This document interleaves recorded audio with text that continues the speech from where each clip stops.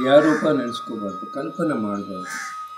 ಯಾವುದೇ ಬೆಳಕು ಕಾಣಿಸ್ಲಿ, ಸೂರ್ಯ ಬೆಳಕು ಇರ್ಬೋದು, ಒಂದು ಚುಕ್ಕೆ ಗೀತೆ, ಮ್ಯಾನಲೋಕದ ಶಕ್ತಿ. ಯಾವಾಗ ಕಾಣಿಸ್ತದ ಬೆಳಕು ಆಹ್ವಾನಿಸ್ಕೋಬೇಕು. ಈ ಬೆಳಕು ದೇಹದ ಸಕಲ ಜೀವನ ಒಳಗೆ, ಆತ್ಮದ ಪರಮಾಣುಗಳ ಒಳಗೆ ತುಂಬೋಗಿ ಜಗತ್ತೆಲ್ಲ ವ್ಯಾಪಿಸಿ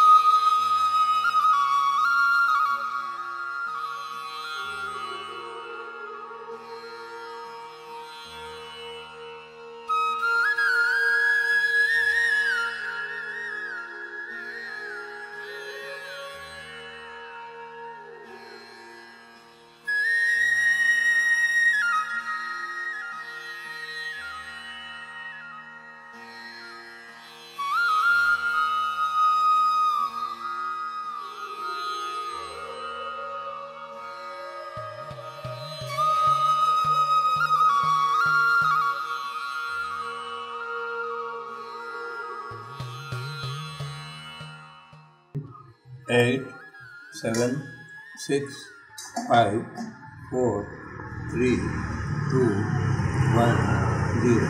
ಎರಡು ಕೈಗಳು ಕಣ್ಣಲ್ಲಿ ಕೊನೆ 5 ಸೆಕೆಂಡ್.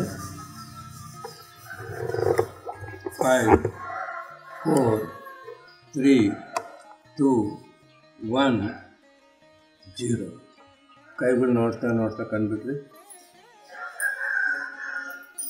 ಒಂದು ಸಾರಿ ಗುರುಗಳು ಪತಿ ಸಾರಿಗೆ ಧ್ಯಾನಕ್ಕೆ ಜೋರ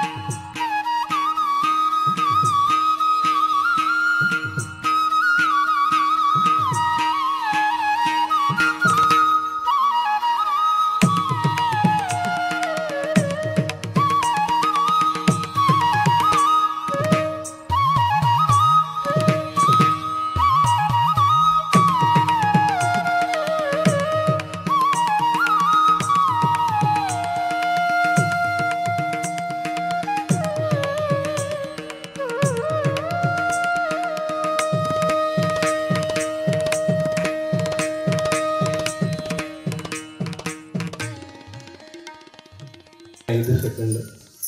5 4 3 2 1 0. ಹೇಗೂ ನೋಡ್ತಾ ಕಂಡುಬಿಟ್ಟು ಗುರುಗಳು ಬ್ರಹ್ಮರ್ಷಿ ಪಿತಾಮಹ ಸುಭಾಷ್ ಪತ್ರಿ ಸರ್ ಅವರಿಗೆ, ಗುರುಮಾತೆ ಸ್ವರ್ಣಮಾಲ ಪತ್ನಿ ಅವರಿಗೆ,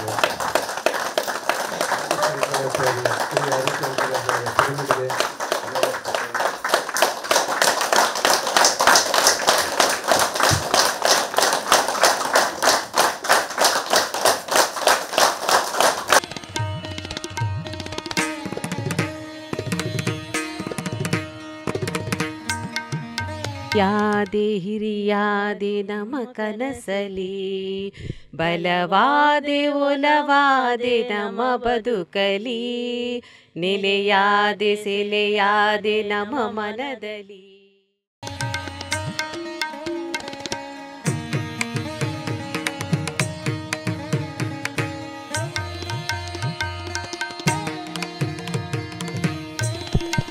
ಜೋರಾಗಿ ಒಂದ್ಸರಿ ಚಪ್ಪಲ್ವಾಡಿ. ಎಲ್ಲಿ ಧ್ಯಾನ ಮಂದಿರ ಇರುತ್ತೆ, ಎಲ್ಲಿ ಪತ್ರಿಸಾರ ಇರ್ತಾರೆ, ಎಲ್ಲಿ ಧ್ಯಾನ ನಡೆಯುತ್ತೆ, ಎಲ್ಲಿ ಈ ಒಂದು ಸಾಮೂಹಿಕ ಧ್ಯಾನ ನಡೆಯುತ್ತೆ, ಚಪ್ಪಾಳೆ ಇರಬೇಕು.